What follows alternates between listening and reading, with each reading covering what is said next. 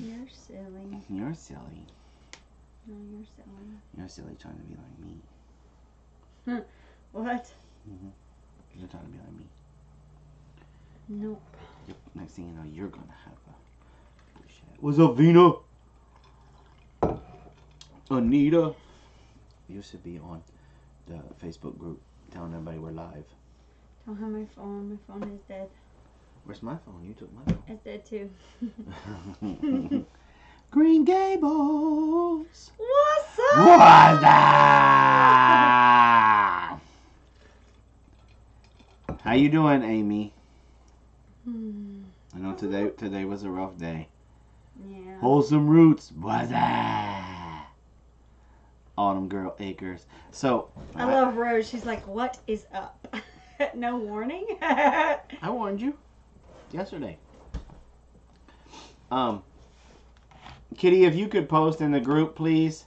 Where's my notification? Running Bear Ranch. Hi from Northern I love California. I am so glad. She was going back and forth about which one she was going to get. And Rose bought one of the essential oil pouches that I made. What's up, Andy's Backyard and Shop? And she said she loved it. Mark said send him a sweatshirt. Well, he said he'll pay for it. What's up, David? Smoking Reptile in the house. I'll tell you what, y'all. We loved our sweatshirts that morning, man. It was chilly. Because somebody, I ain't mentioning any names, had us out there trying to set up booths at Dark 30. Yeah, I was like, Robin, where'd you go? Robin. Thank God for Howard. Yeah. Because he had to hold the flashlight while we got her. We can't talk about it yet. We've only been in here 2 minutes. We got to give everybody time. See? Okay. See how quick it just jumped? Yep. Thank you so much for my oil sample. Thank you so much, Robin. And you know, see, this kind of hurts my feelings a little bit. I ain't even gonna lie. Y'all will thank Robin for the free oil samples all day long, and she ain't got a thing to do with it.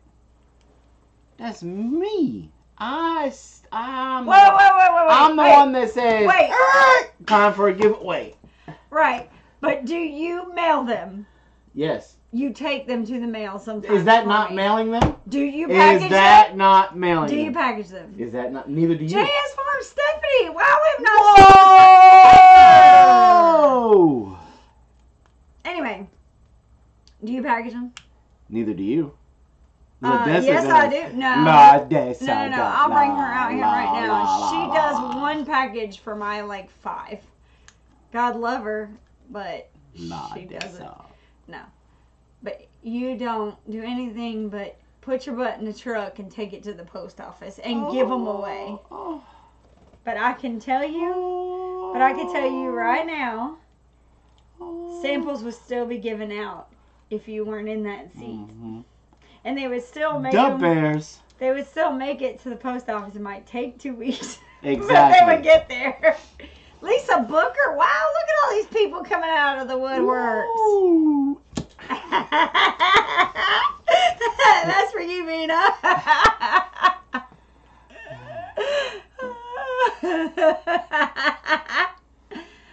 They had a good old time playing with the bubble wrap. Hello, Nunda. Nunda. She told the funniest story. Nunda. Did John get his cornbread? She was telling me about when she was I guess it was at college, and this boy came over to a mixer to come say hi to her, and he asked what her name was, and she said Nunda, and he walked away thinking she was saying none of your business. He come back later and apologized, like, I'm so sorry. Who's DW? That's a new one. Hello. Hello, everybody. Cooking dinner and listening. But we got a lot to talk about tonight. We didn't get to talk Saturday. We didn't get to we didn't get to live stream Saturday or Sunday. Somebody ain't mentioned any names, had us like Hebrews. Let my people go. And turn them stroll into bricks. Whoop-ah! Willow Creek. Can't stay long. Just want to pop in and say hello. Well, hello. No cornbread yet. That poor man. You got to give him some cornbread. So, Kitty, did you post everything that we were up in the group so that way everybody knows we're live? Nunda, if you could post in your group, I would appreciate it too. Your Facebook group, let everybody know we're live. Love you, mean it. Love you, mean it. I have not been getting notifications. Yeah, we're finding there's so many people who are not getting notifications. Tanya Turner, what's up? Tanya, I've got your sweatshirt set off to the side. Half Acre Dreams, how you doing? To mail this week. Realistically speaking, it'll probably be Saturday. We are just plum tuckered is what I keep saying. I'm exhausted. Mm-hmm. He don't deserve cornbread. Every man deserves a little bit of cornbread. Maybe if it's just like a little corner of the cornbread, he still should get the cornbread. Okay. Anyway. I thought we missed oils class. Yeah. No. You didn't miss it. We were still on the road. Hi, sister from another mister. Little Green Acres. That used to be Pissy Green, right? Prissy. Prissy Green. That's what I said. You said Pissy Green. That's what you heard. No. That's not what I said. Okay, Amy, that's perfect. That's fine. Eagle Camp Homestead. I'm What's assuming up? that's Southwest Florida, maybe? Okay, so we've been waiting about 6 minutes, so let's go ahead and get started. We got about 25 folks in here, and it's climbing. So, woo! The great, that's what I'm gonna start calling it. The Great American Homestead Conference of 2017 was off the chain. Mm-hmm. Wow. It was fantastic. And then the way we did it was awesome. It was beyond awesome. I'll put it to you this way. Hey, Ricky. Hey, Ricky, I even pitched you at the conference. Yes, you did. People asked if I had a link to you on my website. Hey, Two Family. What's up, Two Family? But I personally, let me just throw this out here. I'm throwing down the gauntlet right here. If somebody can prove to me that there was another conference this year that was better than this one. Oh, no. I don't think you can. No.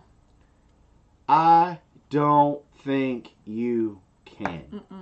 Or has generated so much fundamental home. Hey, Amanda, nice to see you. Oh, wait a minute now. I got, Amanda from the Fundamental Home, she kicked me out of the lunchroom. I didn't even do nothing. I'm just sitting there eating. That's all he remembers about the day before we were setting up. He doesn't remember putting all the chairs up or doing anything like that. All he remembers is Amanda coming into the kitchen and yelling at him to get out. Look. She is such a very soft-spoken lady. Beautiful lady. She's just she come around the corner and get on out of here. And I was like, whoa. You don't even know me. Why you know me that way? Hey, Cherish. But party's here. Wearing my hoodie too. Whoop, whoop. Hey, John, get his cornbread. So, anyway, I personally throw down the gauntlet and see if you guys can come up with any other Homestead conference that happened this year that could hold a candle to this one. Now, Palmetto's like, how you supposed to prove an opinion? Leave it to Palmetto. Look, let's just look at the names that were there.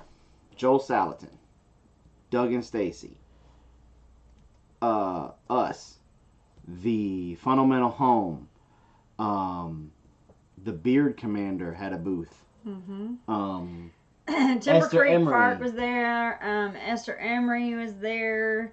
Bandana Grandma was there. Alderman. Tommy Alderman had. I didn't get to see it. But I saw people's reaction coming out of Tommy Alderman's class, and he changed lives. Yes. That's all. That's just the best way to put it. He changed to the fact that some people were even coming up and still talking to him afterwards. We were breaking down, like everybody breaking down tents, and he still had. So okay, so here's the funny thing. Everybody's making jokes about how you were eating up all the food, but here's the funny thing, guys. Jason never got a chance to go to the food. Period. So joke's on y'all.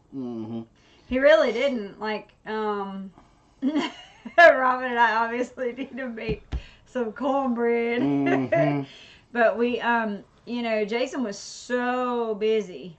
He didn't get a break. Matter of fact, one of the things that he was looking forward to. I told Robin when on the way up there, I said, I will let you go do anything you want to do. Just please let me go see Joel Salatin speak. I mean, he's my hero. But to be fair, I don't think we really knew what we were getting ourselves into. Well, Amy put us over in the corner like we were redheaded stepchildren. No, she did not. Shut up. It's not funny. Hey, Simply Seven. Yeah, he never even had water. Like, he had to have Tim run up and go get my cup later on and get water and put it in there for him because he had practically nothing all day. So let's talk about. All right, so we left our homestead on Wednesday. Went to my mom and daddy's, and yeah, no, Amy, he really didn't. I actually ordered food at the over at the trailer. And the south of the border or whatever they were, and that was right around the time that Joel came back. And so neither one of us was leaving, and they're screaming my name from across, like you can hear it all the way through the fairgrounds. They're like, Robin! And I'm like, I'm trying to check this guy out. I can't do anything. So. And we never ate it. we got to my mom and daddy's, what was it? Wednesday night. It was Wednesday evening. We were trying to leave a little bit early, but it just didn't work that way. So we didn't get in until like 8:30, almost 9 o'clock. Hung out with my mom and dad. Took my mama to breakfast the next morning, and we boogity up there. We had to stop a couple times. Yeah, and so we got there about 4:30. We got there 5 o'clock. We checked into the hotel. There was no place for me to drop my trailer. That we felt comfortable. There was no place for me to chain it up and lock it, nothing. And so I was like, well, I got to take the trailer. And then we went over to Nunda's cabin. That's Von Terre Homestead. They were renting a cabin for They were renting a cabin. And a cabin in the woods is an understatement. Oh my gosh, yeah. It was like, over the river and through the woods, to grandmother's house we go. Even the guys that were playing the banjos were like, man, you're going too far. You got to turn around. But we... Yeah, that's true. Rose said she gave us some cheesecakes, but you know what? I ate both of those. I didn't eat. I said he didn't eat. Because I ate some of the nachos, and they were really good.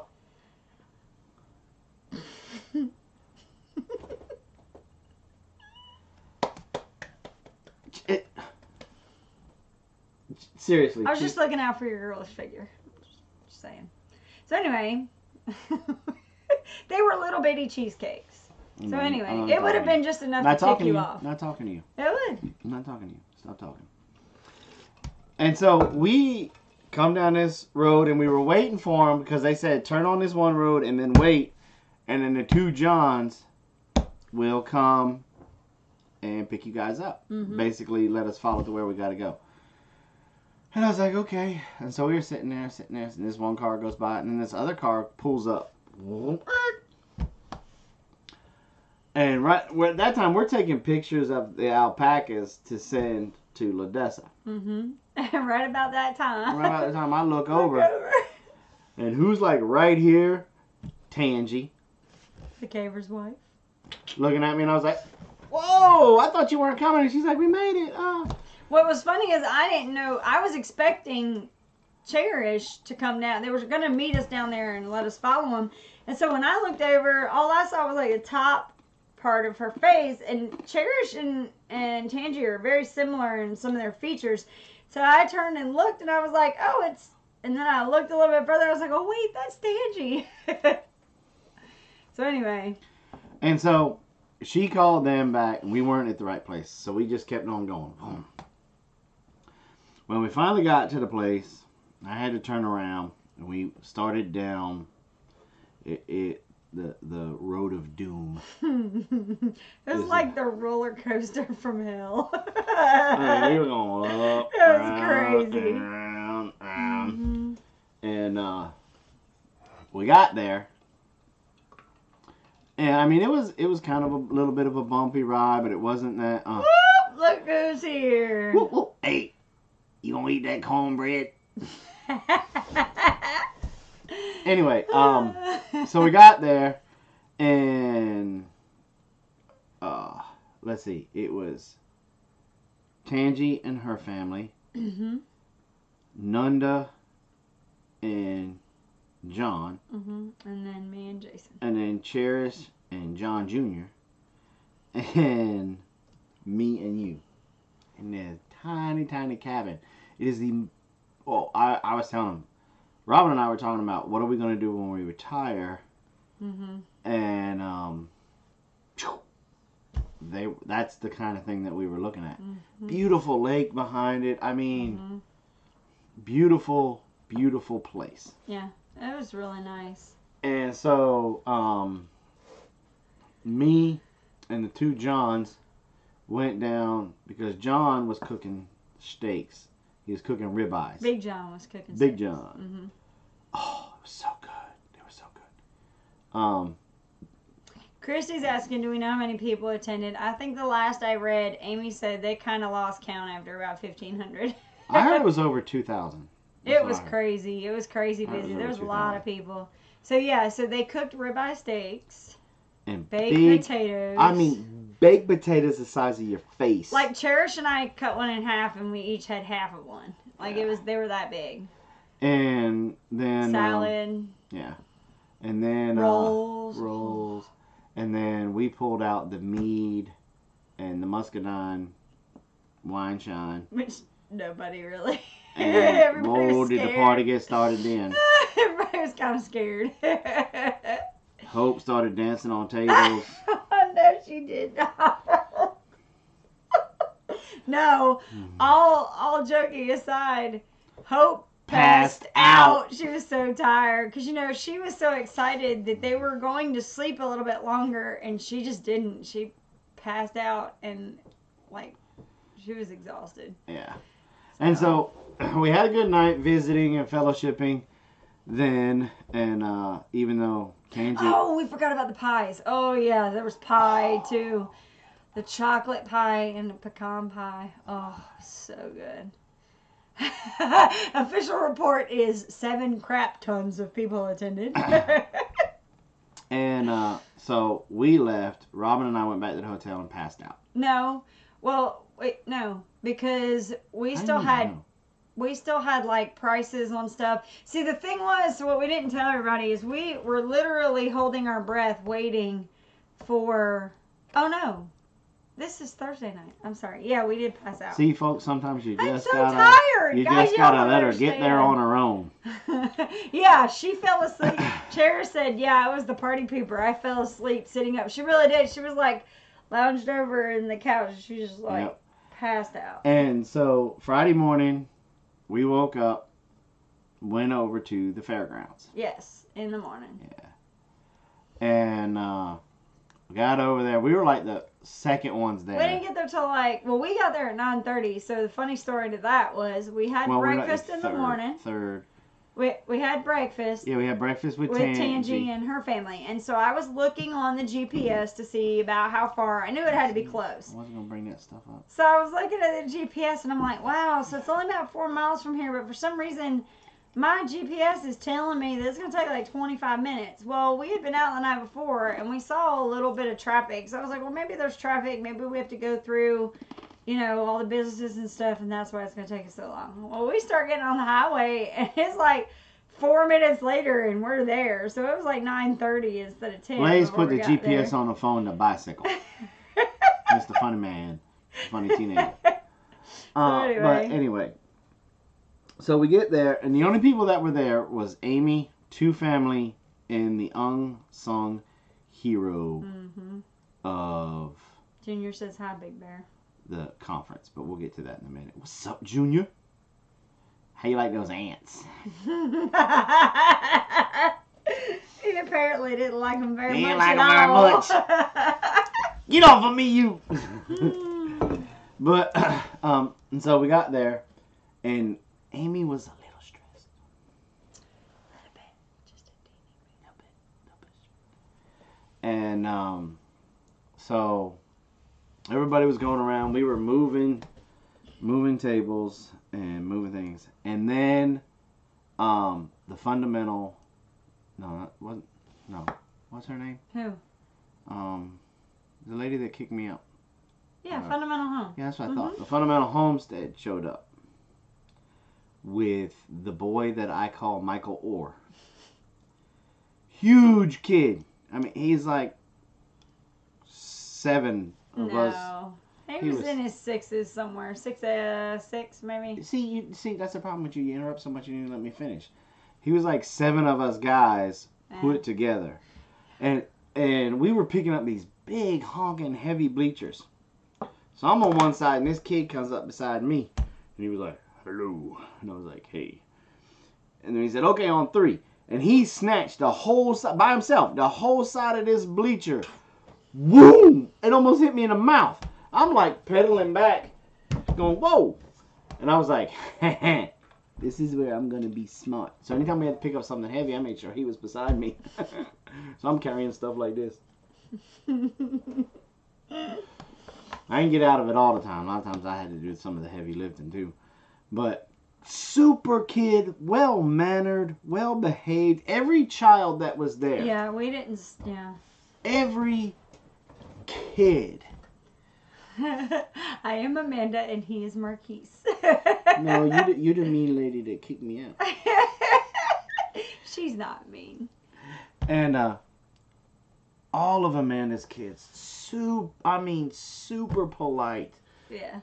Hard working. Yeah. Then you got Junior, Amy's little son. boy. Whoa, that hard working boy. Now, here's something funny about him. John says I'm a big dude, and I said yes, sir, twice to that man. Here's a funny thing about Junior, Amy's boy. He's looking for a young lady to marry at the whole whopping age of 8 that likes to go out into the woods and hunt and trap and do all those kind of things. And he wants to have 19 kids.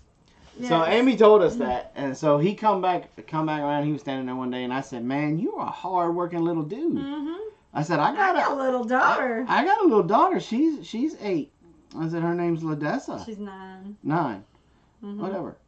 And I said, and she loves to go out into the woods and go hunt and camp, fish, trap. And his eyes got like real big, and he's looking at his mom like this. He's like, and I said, but she wants to have 20 kids. He was like, whoa. Whoa. I only want 19. Nope, 19. 19's the limit.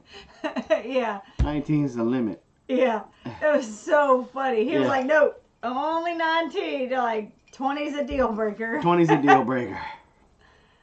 Good night, Suburban. And,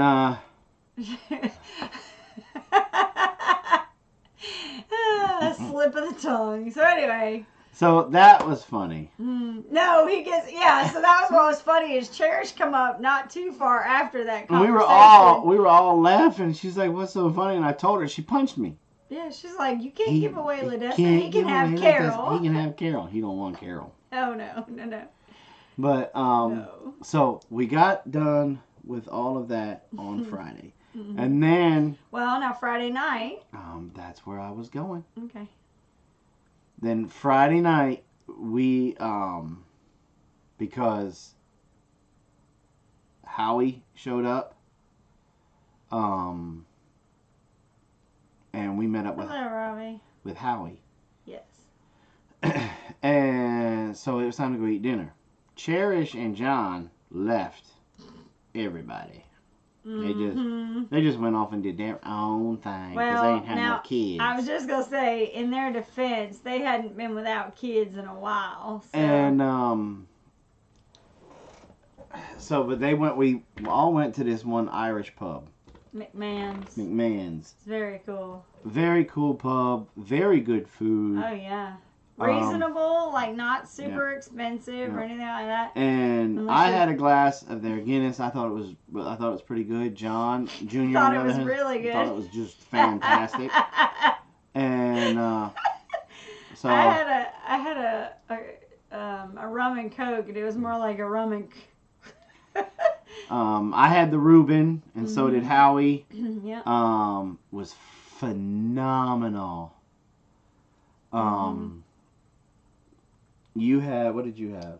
Oh, I had the steak sandwich. It was it was fantastic. It had cheese and Tommy mushrooms and Patty Alderman joined us. But they were so tired, y'all. Oh, so. Because they had twice as far to drive as we did. And I swear to you, it looked like a couple of times Tommy was going to fall in his food. He was so tired. Yeah, we were like, okay, let's go. It's time to go. It's time to go. And so we all went back. We all hung out in Hope's room for a little bit. Just chewing the fat. Having a good time there. Tangy and them came. Well, because Tangy and them came behind us. Like, we were getting ready to leave, and Tangy and her family were eating there, too. So... Yeah. She said, "You're welcome. I love that place." Yeah. So, because she's the one that told Hope about it. Because we were going to go to Molly's. But then everybody started talking about it. And she's like, that's like a pub. Like, it's Friday night. You don't want to do that. Yeah. So anyway. And so, we go back. We all sitting around chewing the fat in Cherish's room for a little while. We just getting to know each other, sharing stories, having a good old time. And then it was time to go to bed because Amy had us all there at dark 30 in the morning. And we got there and we pretty much... You forgot about this part. I wasn't going to talk about that part. Why is that even important? Because we had to stay up late. Because we got all that stuff and had to go through all of it. All of our stuff showed up at the hotel because the company didn't have it ready in time. So we had to have all of our hoodies and t-shirts and beer signs and all that stuff mailed straight to the hotel room. So we had to stay up kind of late to go through it all and make sure it all was good to go. And it was. It come out. It was beautiful. Thank you, Green Gables. Yeah, Howard was a freaking blast. He was fun. And so then we all get up in the morning. Yeah. Oh. Somebody, Hope, she was so full of energy that morning. She ran around. She knocked on our door. I think she went up and knocked on Howard's door and then just would run.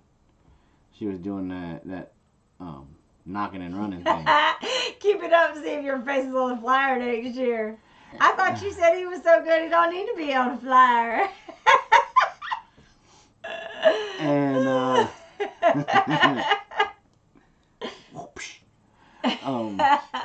and so we all finally got up and got moving. Got out there. Yeah. Simplified. And it was dark. Like sunrise was not until 7:20, and everybody was getting there at 6. Yeah. So everybody was putting their stuff together in the dark. Well, even Captain Kurt was like, "Man, it's dark out here." So we got in there and we got everything set up, and I started messing with Amy, and because I needed a pretty decent sized space to do all my demos and everything that she wanted us to do. We got it all, Tommy and I worked it all out and got it all set up. Nunda helped us, got it all set up. The one guy that didn't show up yesterday, we marked his place off and I got a really nice area to do. He had plenty of room to do all the stuff. And but every time I seen Amy walking, and she would have her head down a little bit, you know, and she would be beat bopping along, and you could tell she was just stressed out. And I had to break up her train of thought a little bit. So I would go over to her and I'm like, Amy, I gotta talk to you. And I would have such a serious look on my face, and it was very hard to do. In a serious tone. And she'd be like, paratrooper. She was like, what's wrong? I said, I really gotta tell you about this area of mine. And she's like, what's wrong? And I'm like, you know, I came all the way up here from Georgia. I agreed to do this.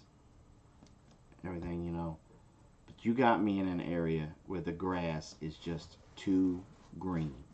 And she would go, oh! And she would walk away. But I'd hear her giggle a little bit as she would walk away. And I did that so much when I would just be walking past her. And she would go, I get nervous every time you walk in my direction. But we got through. We got everything set up. And started getting all your traps and everything set out to where you could kind of show them off. And then the next thing we knew...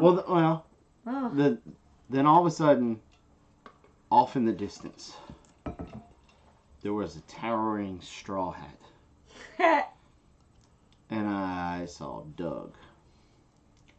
And this whole time leading up to the conference, if you guys were in our shows whatsoever, I kept saying, I don't care how big he is, I was going to hug Doug. And Doug would always pop up out of nowhere in the thing, and he would be like, there is no hugging. You know, no physical contact, anything like that. And so when I came up to him, I wasn't going to, you know, hug him or anything. I wasn't going to bust his chops. I thought he was being for real in chat. And I stuck my hand out to shake him, and that man gave me the biggest daggone bear hug. No. He's no, I'll hug me. And he gave me the biggest daggone bear hug and got me laughing, and he laughed a little bit. And then I got to meet Stacy. Them poor people couldn't take 5 steps without somebody stopping them. No. You know, and at about that time, the gates opened up. Yep. And people just started flooding. Mm-hmm. And it was actually, y'all, it was non-stop. It was awesome. Mm-hmm. And people, next thing I know, I had a crowd in front of me, and I was kind of like, I guess I better start doing demos.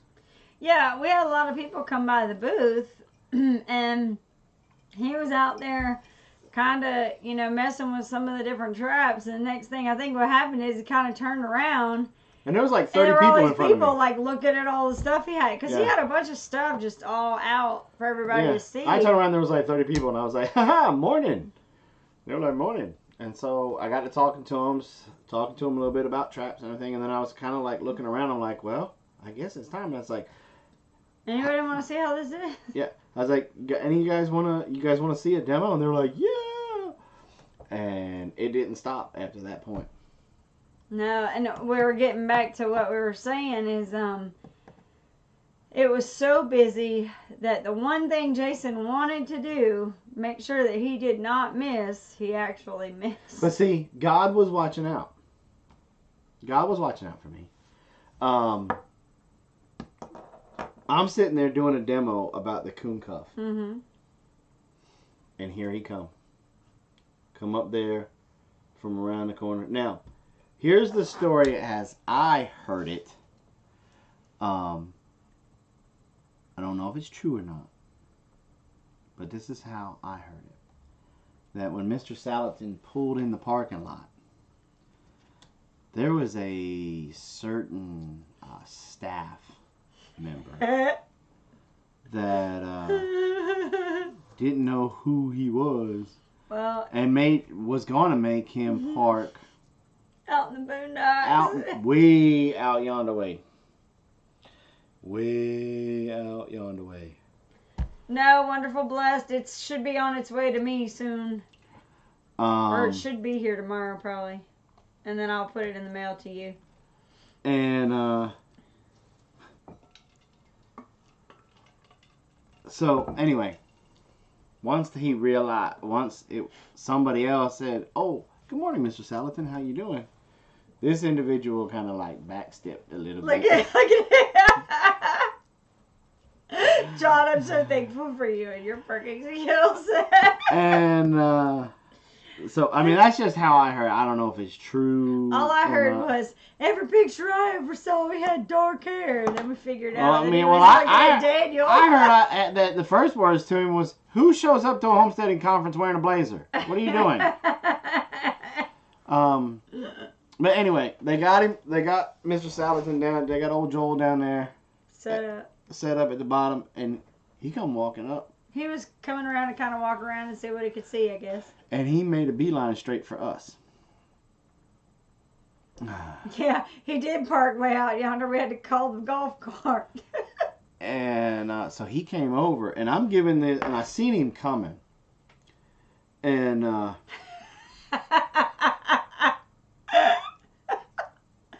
I knew who that author girl was.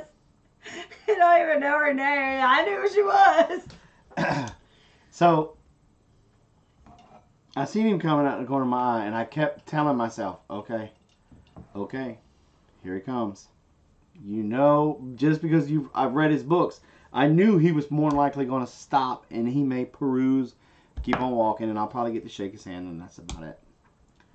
And he did that. He came, he stopped, and it was like the Red Sea part. It was like he was Jesus, because everybody noticed it was him, and they all moved out of the way. And he was able to walk right up to the front. And so I was talking, and I just kept telling myself, "Don't be a little girl. Don't be a little girl." And came up. I kind of lost it, and I stopped, and I stuck my hand out, introduced myself, and he's like, "Tell me more about that trap." And he looked around at everybody else, and he said, "I'm sorry, folks, but I just got here. Do you mind if he starts over?" And of course, nobody's going to. And everybody was like, "Sure." You know, I was kind of waiting for like one person to say, "Yeah, I mind. I got stuck," because I would have hit him in the mouth with the trap. I'd have been like, "Bah, shut up." But everybody was like, "No." And so my heart is beating in my throat. Mm-hmm. And so... But you couldn't tell. We have film of him, and you can't tell. And so I started talking about the coon cuff to my hero. I'm teaching my hero about a coon cuff. And he's asking me questions. And engaged, and it was so cool. And so we start talking about that, and then it switched over to the MB550, and then he caught eye of the rat traps, and so I'm picking up a rat trap. Now, I don't think I was shaking, but if you ask Hope, Robin, and a couple other people over there, they said my hand was just a shaking. No, not that bad. It was just very, like... Full of crap. Okay, whatever. But yeah, it was just very faint. You could tell. Now... You know, he could possibly blame that on his blood sugar, but, you know, he didn't eat anything all day. That was kind of early in the morning. I was like, I couldn't blame that then. Anyway. And so, I'll never forget it as long as I lived. He said, "These are awesome. I want to know." And he said, Daniel would even want to know about these. Yeah. He said, "I've got to speak at 12. And that's when my smart aleck almost came out, because I'd have been like, I needed to know that. Because I already knew what time you were speaking. He's like, "I gotta go do this thing at 12. We're like, okay. And he went like this, and he's like, and he looked me dead in the eye, and I was like frozen. And he said, "I will be back, and we need to talk He's more." like, "I need to buy some more. I need to get some of these traps." And before he left, then we started talking about raptors, and then I told him about our scarecrow, and he was like, He said, "Yeah, I'm definitely coming back because I want to hear more about this scarecrow too." And so it was like, I don't even remember watching him walk or leave. He kind of like disappeared. It was like he was an angel and just faded away into the fog. And And I went right back into doing demos with everybody else. I finally got a break. And I looked at my wife and I'm like, that was freaking Joel Salatin. And so we went through the day. Everybody was stopping by. I was giving demo after demo after demo. I gave demos on a lot of coyote trapping, a lot with the coon cuffs, a lot with the coon cuffs, and a couple of them with some beavers. I had a guy from Michigan come in and ask me questions. I had this dude from Pennsylvania that I'm talking to him via email back and forth now. He's in a honey hole. He has like 24 cage traps that he puts out every stinking day. And every stinking day, he's catching 24 coons. And I'm like, where do you live? Did you read part of what he said? He said that the name... Yeah, it was Coon Creek. Coon Creek. Yeah. Did he fade away or did you just fade? I don't know. And so anyway, fast forward a little bit further. You're still doing. I'm doing demos, and then I think it was Tangi came over and she's like, they want you for the Q&A. No. Yes. No. Then who was it? His speech was first. Right, but I didn't get to see much. Right. I didn't really get to see his. Okay, so he was doing his thing, and I walked up to him because he looked like he was finally getting a little bit of a break. And I said, look, there isn't but about 15 minutes left of Joel's presentation, but if you want to try and make it. And you could just see the look on his face. He's like, oh, I missed it. So then, anyway. And, so after that, Tangi came out and said, hey, Amy and them want you over there for the Q&A, which kind of caught me off guard because I didn't think I was participating in it. And I started walking, and about that time, Big John was coming out. He was chewing on some cornbread. And he said, you need to get over there. Amy's looking for you. She wants you with the Q&A. So then my big fat butt starts running. I come around the corner, and Amy's standing there like this. Come on. I'm like, I'm coming. I didn't know I was supposed to be doing this. And so I get up there, and I come out on stage, and I hear, Jason! And I look over, and it was Esther Emery. I'm like, when did you get here? Didn't even know. We knew she was going to be there, but... Got a big old hug from her. Yeah. And then it went Esther Emery, what is her name? Farm Girl in the Making. Then Anna. Her name's Anna. Then this other lady that I don't know, I come to find out later, she was like the urban farm something. I don't know. Or urban homestead. Overalls. I don't know. Anyway, there was a couple of them. And then I sat down. All right, and so I'm just sitting there, and I'm kind of looking out at the crowd going, why am I even up here? Nobody's going to ask a predator control question. And then the hairs on the back of my neck stood up. I said if you wanted to participate, you could. And my hairs on the back of my neck stood up. And I looked over. And doves come from behind the curtain. And then this music started going, oh.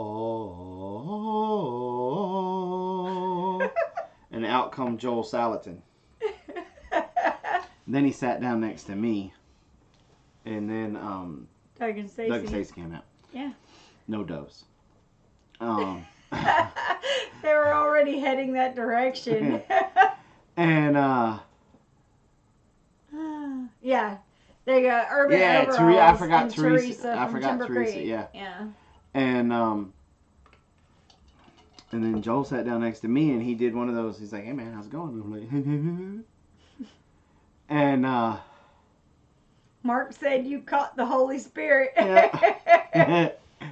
And I'm looking around in the crowd, and then Tangi's over there in the corner, and Doug and Joel were in conversation, and I looked at. Me and Tangi locked eyes, and I seen her taking pictures, and I went, and she caught it. She took a picture. She got the picture. Yeah. And And then went through the Q&A, and I think the best thing that ever really truly boosted my self-confidence for being up there on that stage is this one lady asked Joel a predator control question, and he said, "You guys talk to this guy," and pointed at me. And that was cool. At first, it was like I got the wind knocked out of me. I was like, I really didn't know what to say. And then my other self smacked myself in the head and said, "Speak, stupid." and then so I started talking about the predator control thing, and got up, and once it was all over and done with, we had some good things, and there was one question about what was the best thing that you liked about being a homesteader, and of course I said the way that my girl's face looks when they eat stuff right off the vine, and Joe said, "Oh, you mean like even when they eat the possum?" And I'm like, "No, we don't eat possum, but we eat beaver." And I think that kind of like made him go like that. And so we were leaving, and I was gonna walk around because I figured he was making a beeline to talk to Amy, and he went like this, and I froze, and he said, "I'm gonna be over there in a minute when I get done with this right here. I haven't forgot about talking to you about those traps." And I was like, "Oh, okay." And ran. Yeah. I ran all the way back to my booth. So John said when that happened, he was going to say, "Get him, bear!" And then he decided that you would have killed him for that. And so I ran back to my booth, and I told Rob, I said, "Joe Salatin said he's coming. Joe Salatin said he's coming. Joe Salatin said he's coming." I'm like, whatever. And she's like, "Okay." And so we were over there, and I was doing some more demos, and I just caught a break. And it was the first time the whole day that I was able to make it from my demo area over to our tent. Yeah, and that was about the time that I had ordered the food, because we'd had a little bit of a break, because I think it was about the time that Doug and Stacy were doing their talk, so there weren't as many people walking around. And Joel was making a beeline straight and he had a box in his arm. He had a box on this one, and he had it was his box of books, and then he had like his computer bag. Yeah.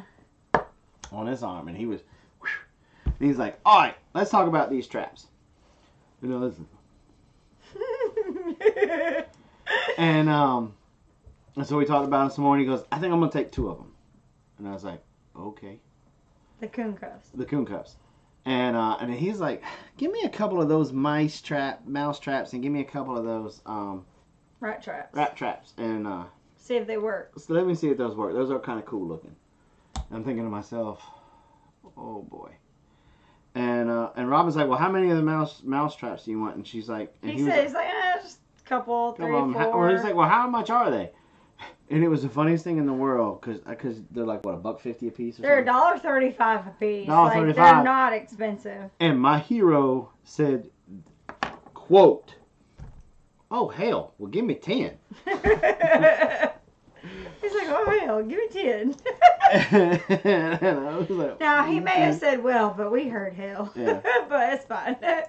And so we got it all packed up. We got it all packed up for him. Mm-hmm. And hey, Howie. I got to tell him about my book. Yep. And he agreed to write the foreword in it for me. He would not let me give him the traps or give him a discount. And his exact... He begged us to not give him a discount at all. I was so trying to give this man the traps. I said, just give them. Just take them. You take them all. Mm-hmm. And he's like, he goes, "Look, don't give me a discount, and I'm paying for these traps." Flat out. Like, he wasn't being ugly, he was just very stern. He said, "Because I got to keep my integrity in check." He said, "Because if I use these traps and they work they work like how you say they will, I want to be able to talk about it. Mm-hmm. And I want to be able to tell everybody where I got them from. And not because you gave them to me. It's not because you gave them to me, but because they work." And I was like, "Oh, now I understand." And I slipped over and I grabbed one of my cards and I said, "Here's my card." He was so smooth. He's like, well, in that case, here's his card. He's like, here's my card. And when you're ready to order more, you can give me a call. And so here's my hero. All right. He's got this big box with a little bit of his books. Oh, and let me say, everybody that was there, you guys put him on his heels. Oh, yeah. He was humbled. He was like, humbled. Wow. He goes, those are some book buying fools. And I kind of looked at him and I'm like. He's like, I have never seen so many people buy books. He goes, I have never seen that many people that crazy over my books before in my life. And I said, Mr. Salatin, do you know where you are? And he kind of looked at me. I said, sir, you're like the godfather here. Yeah. Mad respect. Yeah. And he kind of giggled a little bit. So here he is. And he probably got this big honking box. But because of the type of man that he is, he may only have like 2 books in there. But he was still going to take the box. The full box. Right. Home with him. Right. And he's like, well, just try to jam your box up underneath your arm. And I said, Mr. Salatin, I'll carry him. Let's just go. He's like, no. I can't take you away from your demo. No. And after about 2 or 3 times, I kind of looked at him. I said, Mr. Salatin, I said, you got 2 choices. The way that I see this working out here is one of 2 ways. One, you let me carry the box, and I'll help you to your car that way. 2, you and I get to wrestling, and I win, and I still end up carrying the box to your car. And he looked at me and he paused for a second and he smiled and he said, well, come on then. And we went to walking, and that's when I was... They always say you don't want to meet your heroes because you'll be disappointed. In this case, if anything... Even more respect. I got crazy mad respect for him, and even more motivated to do what I do, and to just have even more faith in humanity, because there are still people out there like him. Mm-hmm. He is the real deal. Like, he's just another guy. Yeah. That just happens to be in the limelight for what he does. I mean, really. Mm-hmm. He's just incredible. He was just a wonderful guy. He was just amazing. And then I was so excited after I dropped him off at his car and I shook his hand and I said, Mr. Salatin, it was an honor to meet you. You got my number. If you need any help with those traps or anything like that, you call me and I'll help you out in any way I can. And he goes, I might just do that. And so I got to send him pictures of the scarecrow to him. I got an email address to send it to him. And I got to send him those. And he said that if he's going to put that scarecrow into play this spring. See if it works. And if it works, he is going to talk about it in his next book and call us out by name. Which would be really cool. So that's crazy. Mm-hmm. But I got so excited at that point that I was like a 3-year-old. After I left him, I felt like I was floating when I was walking, but I was making a beeline straight to the bathroom because I had to pee.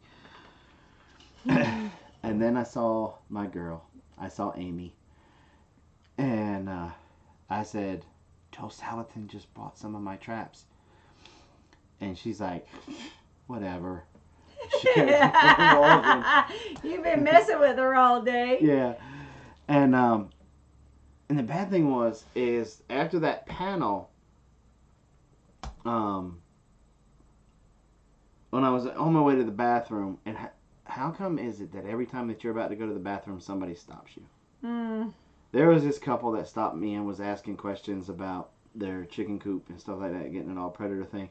And I knew they must think that I was just full-blown crazy, because I'm standing there doing a pee-pee dance as I'm talking to them. I'm kind of like this, I'm talking to them.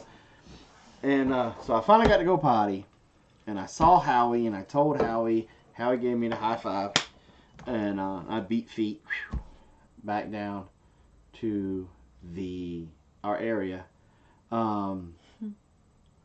And about that time, the rabbit fur came to me. There was a rabbit guy. Hey! What's up, Bandana Grandma? Hey, Bandana Grandma. Now that she's here, I can actually tell this story. Oh.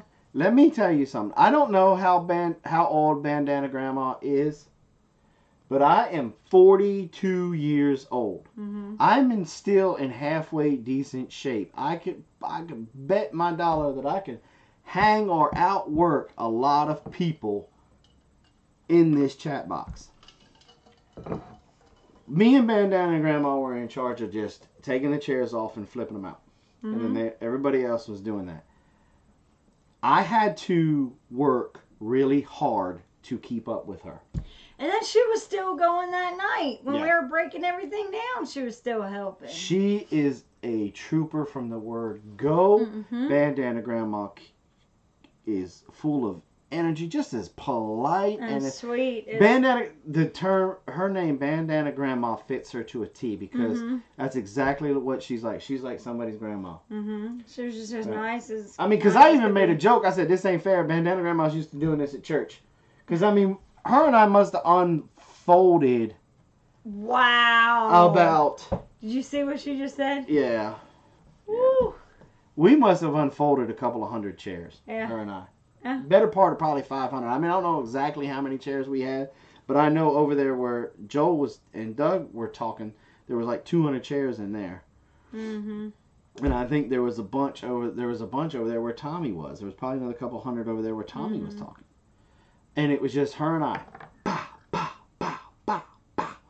And there was, how many people was there, Bandana? There was a good 7 or 8 people toting the chairs back and forth. Mm-hmm. They never had to wait on us. Mm-hmm. Now, Bandana Grandma had me sweating. I ain't even gonna lie. That woman had some straight ninja skills popping those chairs out. I don't know how she did it. I turned around and she was like 2 ahead of me. I catch back up, get a couple ahead of her, and I turn back around. She's like 6 ahead of me. 500 chairs. Woo! Yeah.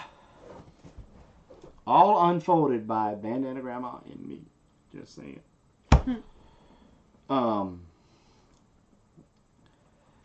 So that was kind of cool. Mm-hmm. And so after there was a rabbit guy on the end that was teaching about rabbits and then butchering. How to butcher the rabbits. How to butcher a rabbit.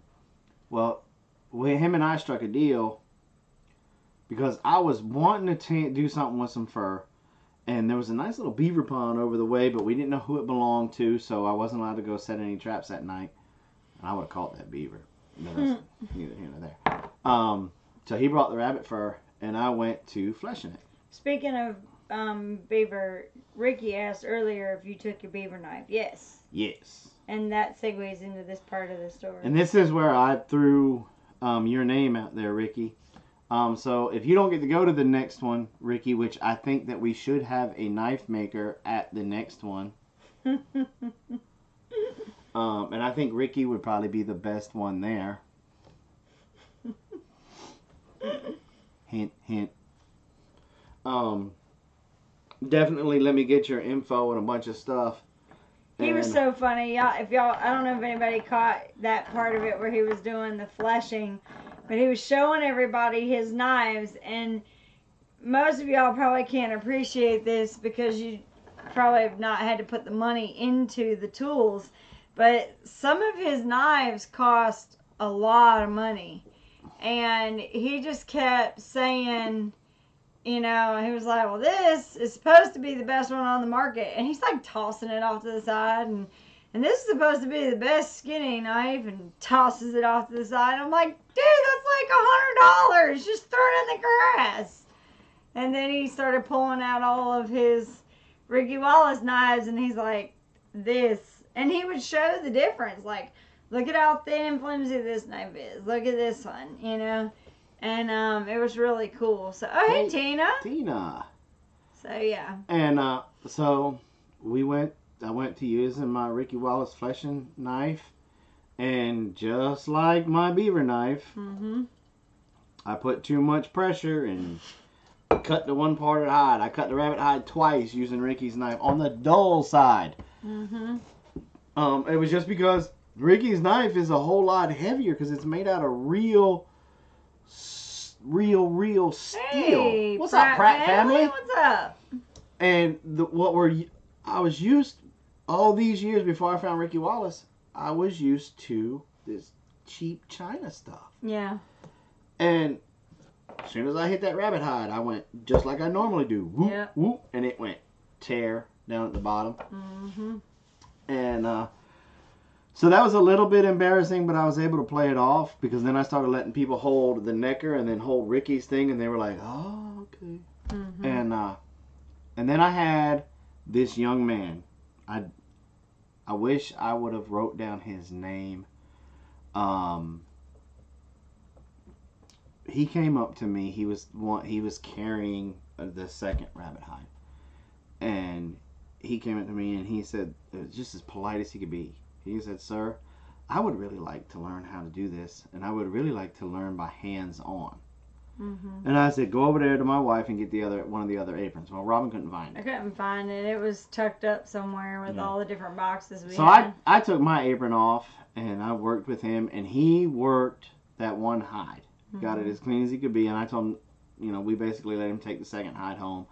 And while he was working it, it was great because as he was working it, I was able to answer questions and talk with people and use some of my dry hides to show them what the end product needed to look like.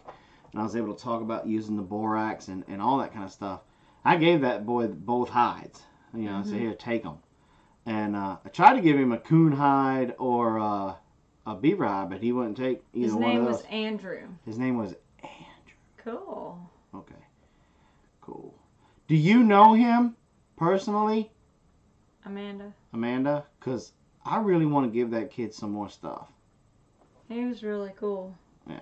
If you know him personally, can you send us an email or a message or whatever? And I want to talk to his parents first, but I'd like to send that kid some traps. Because I met his dad. I assume it was his dad, and I told him, I said, "Man, your kid is off the chain polite, just awesome." Mm-hmm. So if you know him, can you please get with us? Because I'd like to send that kid some coon cuffs or a couple of coon cuffs or something. And then it was like over. Mm-hmm. And that was, and I don't know about you, but at first it was over and everybody was tearing down and we were still talking with people here and there, and I was getting sad. Oh yeah, because as the sun started going down and it started getting dark, we could still see the fire in the distance, but like everything was just starting to calm down. Yeah. And I was starting to get a little sad because I was like, I know I got to go home tomorrow. Mm-hmm. And all these people that I got to meet, and hang out with and talk to. Like, I've been to Cherish's house, 5 times, 6 times? She ain't never been here yet. 3. But me and John Jr., have become pretty good friends. And then I got to meet Nanda's husband again because he came up to the meet and greet, but we didn't get to spend a lot of time together. And he's super cool. Friends for life. And then Howie. Mm-hmm. Oh, and I'm supposed to ask if me calling you Howie is okay. I told Robin that she don't understand, guys, that you don't really have a choice. That's your name. You might not like it, but that's your name. And then I got to meet Howie, and Howie was just super. He's short now. I ain't even gonna lie. See, that's one of those you can't tell because it's sitting at a table you don't ever see. He was definitely shorter than we thought he was. He come walking up to the building because you were doing something, and I saw him, and I was like, "That's Howard." No, he's not. He's like tiny. No, he's not. Yeah, he is. I'm your friend. He even admits it. And he would make all the jokes on his stream about him only being like 5'5" or I need to do some more traveling. Well, then come on. And but I thought he was always exaggerating. Oh, Howie's just fine. He wasn't exaggerating, y'all. No, he is shorter. It's He's like him shorter. and Amy are like twins. No, I think. I think Amy might have him by. No, I think Howard's a little bit taller. But Howie is down to earth. You guys can't. You can't really beat Howie. Mm-mm. He came down and helped us and did nothing more than just hold the light. We had to run somewhere. He took us in his marble rental car, and, which I think the rental car company did that to Howie on purpose. I think they knew that little car had marbles in the doors to make it sound like a clown car. Mm-hmm. Anytime he'd pull off, it'd go woo. You hear the marble go. He hit the brakes. And you hit the brakes, and you hear the marble go dunk. And but he took us where we needed to go. That way, I didn't have to try to drop the trailer or, God forbid, drive around that place with the trailer attached. He helped us out tremendously. Very but nice. There was one individual. Yes, the marble. One individual out there that is the unspoken hero. Yes. Of that conference. Yes. And sometimes you guys see him pop in and out of our chats. He's in. I think he's always in Tommy's chats. He pops in and out of Hope's chats. But it's Tim Beverly. Tim Beverly lived about an hour and a half. He says like 54 miles or something like that. And up there in that area, that's like a long time driving back and forth because of all the traffic. Right. Well, he started noticing how things were going. And that was Thursday or Friday when we were setting up. Yeah. He went all the way home. Loaded up his big honking golf cart. And brought it back. And he drove Salatin down to where he needed to be. He drove Hope back and forth to the potty, which was like 900,000 times. But it was just once. He drove up. When he found out that I didn't have anything to eat or drink that day, he told me to give me Robin's cup. And he drove all the way up to the building, got some ice and put water in there for me and drove all the way back. He didn't have to do that. And he did that for everybody. He helped out Tommy.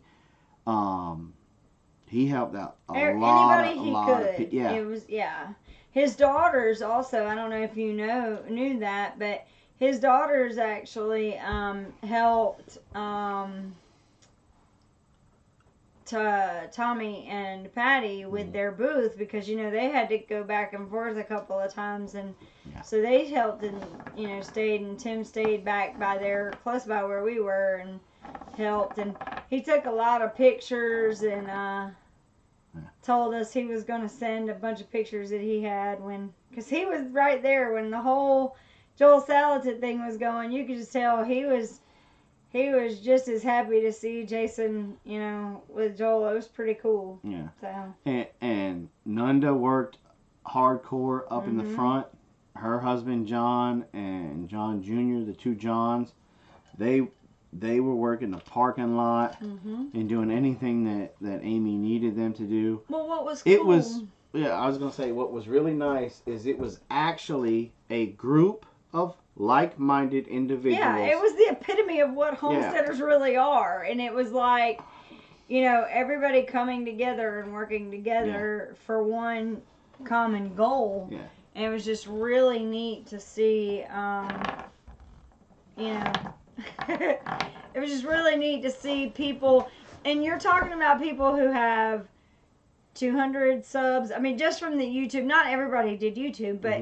you had some people who had 50 subs all the way up to people who had 50,000 or 100,000 subs, and everybody was working together. And that was what was really, really cool. Yeah. Like, there were no egos. There was no... Everybody's ego was Everybody gone. worked together to reached this common goal to make this conference a success. Mm-hmm. And it was that tenfold. Yeah.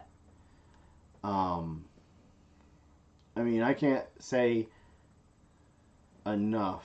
Amy, Tangi, Hope, you guys a year ago or longer had this dream. You three started kicking it around. And Amy took the bull by the horns. And you guys put together a wonderful, wonderful conference. And Amy, you organized a conference that was probably better organized than an orchestra in New York City. It was like a family reunion. Yep. That's exactly, it really did. Because we had people, and I know all the other people that are in here with channels, you had people come up and be like, oh, I watch you all the time. And, I mean, you don't know their name because they don't ever comment. They just sit in the back and watch. And it was kind of interesting to see, all of that as well. Yeah, even at a family reunion, sometimes we don't recognize everyone.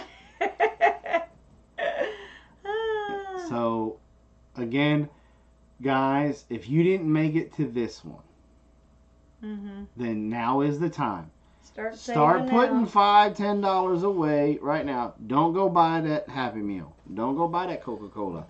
Don't buy that Starbucks coffee. That one time a month. And start putting that money away. Get you your tickets as soon as they go on sale. What up? Look at who dropped in. Whoop. Whoop, whoop. Hey, Jack, you gonna eat that cornbread?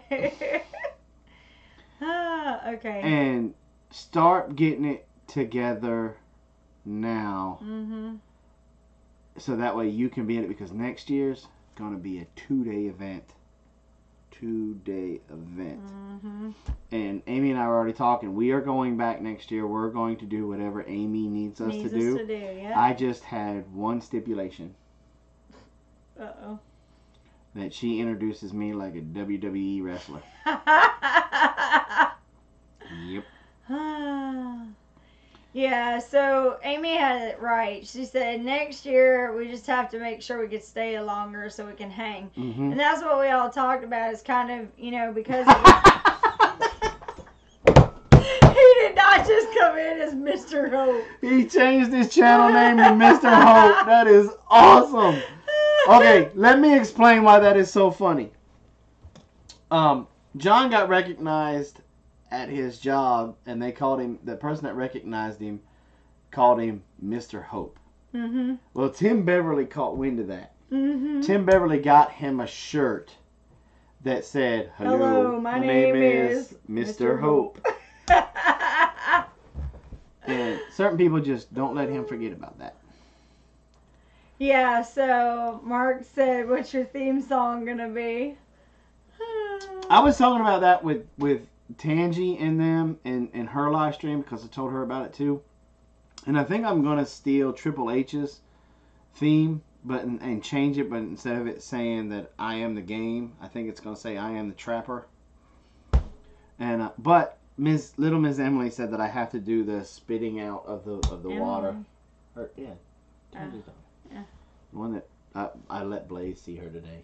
And now, from the great state of Georgia, it's the Big Bear. Yeah. So. Theme for Hacksaw Ridge. Hacksaw Jim Duggan. Anyway. But oh, that's awesome. Get this, my non-homesteading, and when she says non-homesteading husband, she means it. I will totally take you again next year. That's awesome. Yeah. It should be the Hacksaw Jim Duggan theme. Yep. I'm back. What did I miss? You missed a lot. We were talking about how awesome you were. You missed it. Yeah. And, I mean, I just can't say enough things. Please don't spit on my attendees. Well, we'll make sure we put the the benches back a little bit further next year. I require to be one who is the hype man who announces you with my loud mouth.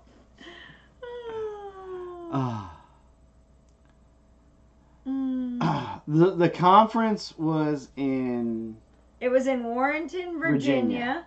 Now, I'm not sure if that's exactly where it'll be next year, but I know it has to be pretty close in that area because with Amy doing a lot of the planning, it needs to be somewhere where she can, you know, be able to check on venues and vendors and stuff like that. So, for right now, as far as we know, it's still going to be in the Virginia area. But I will tell you, that area is beautiful. Gorgeous. And even though it was freakishly warm... it was even more beautiful once I showed it. Whatever. So anyway... It was beautiful. The whole thing was, but we're definitely we're all gonna get together and figure out for next year. We're gonna plan to take like a week or a 2-week vacation. Not 2 weeks, but like a week. It's gonna be like a week next year. Because I can't stand you for 2 weeks. You've been standing me for 12 years. We're gonna take everybody with us. Blaze will probably be driving his car. I'll probably make a Apollo ride with Blaze. Stage dive.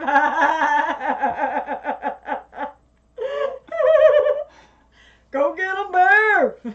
And because I know I was talking with Tangy and them a little bit, and I would love for all of us to be able to go see our nation's capital together. Mm-hmm. I'm not sure I'm allowed that close to D.C. I was thinking the same thing.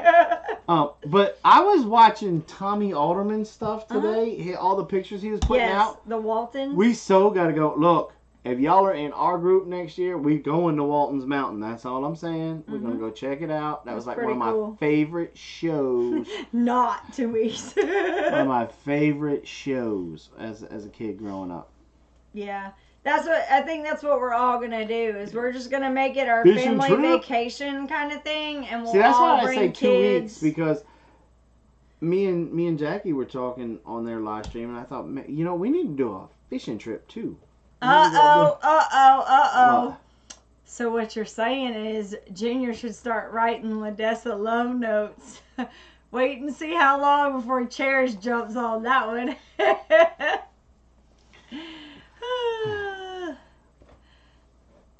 They need to have a kid jail to drop off all the kids at Big Bear that we can all go party. Oh, hold up. We are going for 2 weeks. Look what Amy just put. Well, then I need to talk to Tangy about being able to be a personal assistant from home, because there's no way I could take 2 weeks off of work. You don't got 2 weeks vacation? No, I don't. But our goal is by this time next year that you're not working. Either I'm not working or I'm working like a part-time. Yep. So that would be cool. I'm definitely down for the hunting. Mm-hmm. I'll bring this is Emily. I love DC. It's so much fun. It would be awesome with friends. Yeah, that's what I was thinking is, you know, whenever you're in an awesome situation, it just makes it that much more awesome when you're sharing it with friends. Now, did you know, and I didn't know this, but Emily taught me this today during Tangy's live stream. Do you know that they have copies of the Declaration and the Bill of Rights and all that stuff there, but you're not allowed to take pictures of them? Wow, really? Can't take pictures. They will make you delete. Now check this out. How crazy is this? They won't let you take a picture of it, and if you do, they make you delete it right there in front of them. Mm-hmm. Why can't you have a picture of the Declaration? I don't know. It's a good thing I got my pocket copy. JR should marry Mara. There you go. Junior, I'm sorry, should marry Mara. She's a realist. Yeah, but does she want 19 kids? If Joel mentioned you in his book, you might be able to quit your job. Nah. But, you know, the cool thing is that Jason, as much as everybody thinks that Jason is this kind of big puffy guy that's always very confident of himself. He kind of lacks in the confidence. This weekend was hard for me after that, the one-on-one with Joel and everything that he said to me. Mm-hmm. And with him buying the traps and going to write the foreword in my book, I'm still having a very hard time digesting that. Mm-hmm. I'm still having a hard time going, maybe he was drinking. Because like I tried to tell Robin, it was like, not only did I hit a home run, but it was the bottom of the ninth, and I just hit a grand slam. Mm-hmm. And we just won the game. Yeah, it's not very often that the teacher becomes the student. And that was the thing, is that it was Jason's, like, I don't want to say idol, because it's not really idol, but like super mentor. Mm-hmm. Because we've been following him for years and years and years, like 10 years. And so that was the thing, is like, this is someone you've been following and emulating for years. And then to have that person who you look to for knowledge look at you for knowledge was just, like, that doesn't happen very often. Yeah. So it was just, So look at what Cherish said. She said, Robin, when we were shopping for her birthday gift, Solomon showed me the suit he's wearing for their John Deere wedding.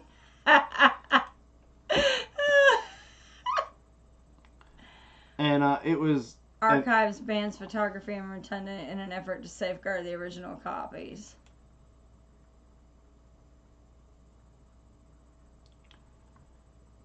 Anyway, okay.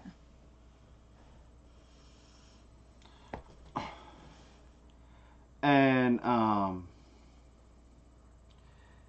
then when Joel validated me on stage like he did, it was like, I always knew I knew my stuff when it came to trapping, but to have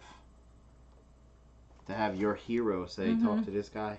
Yeah, that's pretty cool. That's kind of hard to at least for me, it was hard to digest, and it's still hard to digest.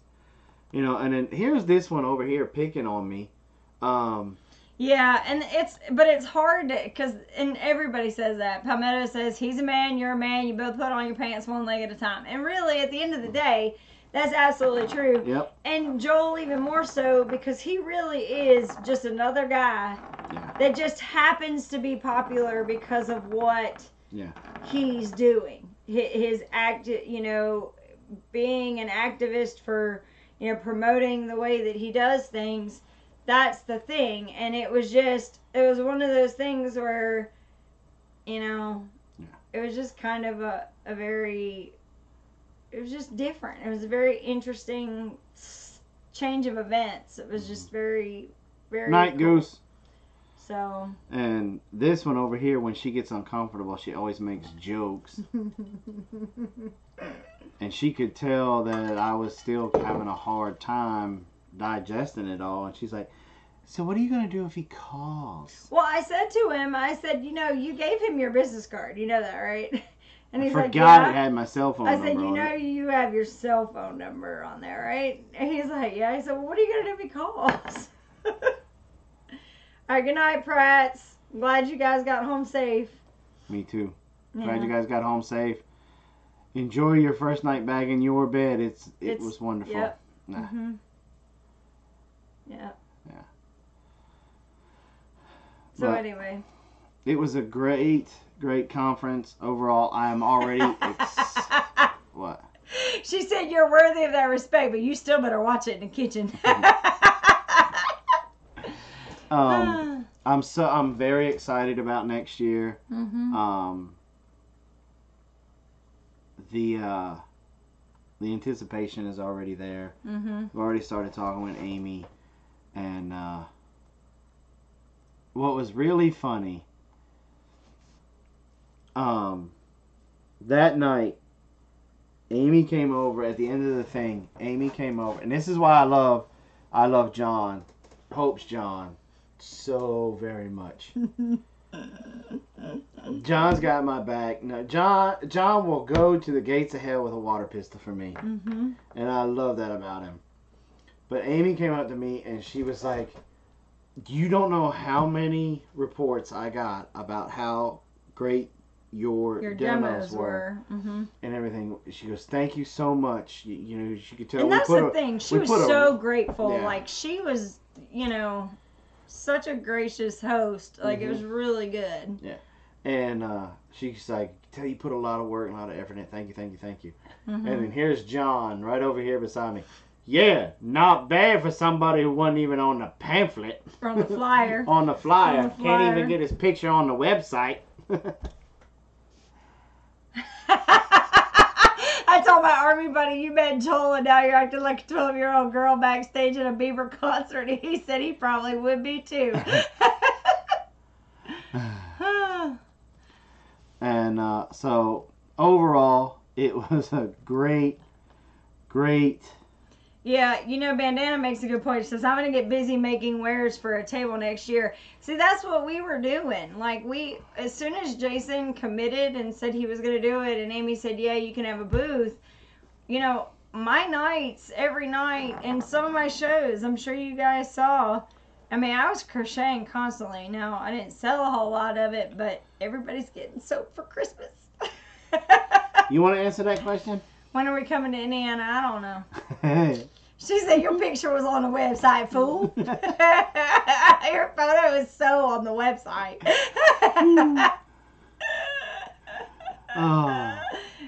Yeah, they made sure that they did that because you were like, I'm not even on the flyer. I love picking on Amy about that. But overall, it was I wish I could have watched the pig processing. Butchering, yeah. See, that's the only thing when you're there as a... And that was the awesome thing about what these ladies done. Amy got there was such a variety of different things. There was the trapper, there was the blacksmith, there was the guy butchering the rabbit, there was the guy butchering the pig. There was the herbalist that did the walk with the foraging or whatever. There was the guy, there was Tommy that if crisis, how to deal with crisis on the homestead. You're gonna have a crisis on your homestead sooner or later. You know, and it was like a Renaissance fair, for lack of a better term. There was so much there, and it was so well rounded. I'm giggling at them back and forth because he's asking when we're going to Indiana, and Jackie's like, Kentucky's closer. We're going. Look, I already told Jackie we're coming. We're going to his place. Well, we gotta go to Mammoth Cave. I think that'd be really cool. Yeah, I seen some of his pictures and stuff with his little hard hat on. I want me one of them little hard hats. Yep. And I want to go through his cave because you know Alabama's a lot closer than Indiana. Well, we'll even grill up some barbecue or something. Yeah, I agree with that, Howard. It was difficult being in a booth because you miss all of the other stuff. So, but this is what we learned from this. Next year when we come, I'm not leaving the kids behind. The kids are coming with me. Yeah, so we can rotate. Guess who's going to be working my booth? Right, so we can rotate. So yeah, but yeah, we really enjoyed, you know, being able to network with people and talk to people, but at the end of the day, but see, you know, here's the thing. Okay, so you guys are saying like have somebody babysit the booth. Here's the thing. Jason and I still got a lot of opportunities to teach while we were in our booth. It wasn't just what? I'll give you a hard hat. Yeah, give me the hard hat. Yep. So, you know, the thing is that we had so many opportunities to talk to so many people and help answer questions and things like that. How much did we learn about Jackie? I mean, where he's been there where there was an underwater or a cave that had a lake in it, and it was like pitch black dark. Yeah. What? I want to go there. I want to scuba dive it. That they threw rocks and stuff in there, and scuba divers ran out of air. And they couldn't find the bottom. That's where Cherish lives. That's that Lost Sea or whatever. I don't know if I'm sure I didn't hear his stories, but I know that's what made Cherish tell hers. Yeah, it could be. But yeah, that's the thing about having that booth was it wasn't just, that's what I kept trying to tell people, is we weren't really there to sell as much as we were there to kind of just interact with people and, you know, be able to do kind of what we're doing right now, but just more face-to-face time with people. And that was really cool. We enjoyed that a lot. So. It was nice to be able to hug Amy, hug Tangi, hug Jackie, hug John. Other John, Nunda, Doug. Tommy and Patty. I mean, on the way home, I told Robin, I said, I wish we could all just pool our money together and just buy a state. Or buy a corner of a state. And we just have our own little community. Where we ain't got to see each other every day, but we could all get together once a week and have dinner. Or all get together and hang out. And just have a bonfire once a month or something like that. That would be so stinking cool. But the distance is so bad, we don't get to do that. So it's when there's opportunities like this, these type of things mean so much more to us that are participating in it and working it and living this lifestyle that. But when you think about it, y'all, if you stop and think about it, we're not much different than the homesteaders of the 1800s. They didn't get together with their friends all the time, and when they did, it was a trip. It was a big thing. And it was a big thing, and it was a big trip. Some of them traveled a day or two by buggy, a week by buggy. Right, to get there. That's so true. That's basically all we're doing. It's the same concept, except for now we have automobiles, and it doesn't take us a week. And we're really not just going to the other side of the county. We're traveling states. Halfway across the country. Yeah. So anyway. Yeah. So. Yeah, there's entire ghost towns for sale. Need some cornbread. Entire ghost towns for sale on the west side of the Mississippi River. Yeah. Let's do it. I'll sell this place in a heartbeat. Yeah. It would be nice. It would just be hard to coordinate, but it was really nice having that much. We'd all be close enough to get together and eat cornbread. We don't gotta get some cornbread. We gotta start bothering Mark, Amy's husband, with the cornbread thing. We gotta let him in on it. So. Okay, y'all. Well, we've been on for an hour and a half. Two families said they're coming on at 9. We're exhausted. They got a special guest. We're probably gonna go ahead and crash. Yeah, I agree, Bandana Grandma. More organized campfire singing next year. Absolutely. And had a bunch. There's, I can talk for days. But you guys, we're gonna call it a night. We're definitely going to be on Thursday for the Trap Talk and Saturday and Sunday. We may pop on some other time during the week. I'm going to try and get a video out this week. I really am. Like for real. Like for real. I got nothing else holding me down. Unless I get an order of cornbread. And so y'all be looking for that. I don't know what day it's going to come out. And remember, y'all, be kind to one another. You don't know what that person is going through. You don't know what happened to them that day, and just a kind smile might make their day just a little bit better. And it takes you less muscles to smile than it does to frown. Just remember that. So you guys be kind to one another, love one another, and do your part to make this world a better place. Recycle, reuse, repurpose, do something. Remember, if we can keep it out of the landfill, that gives the wildlife more of a home. Thank you guys for coming by the Big Bear Homestead. We love you guys. Have a wonderful week, and we'll see you Thursday. Good night. Night.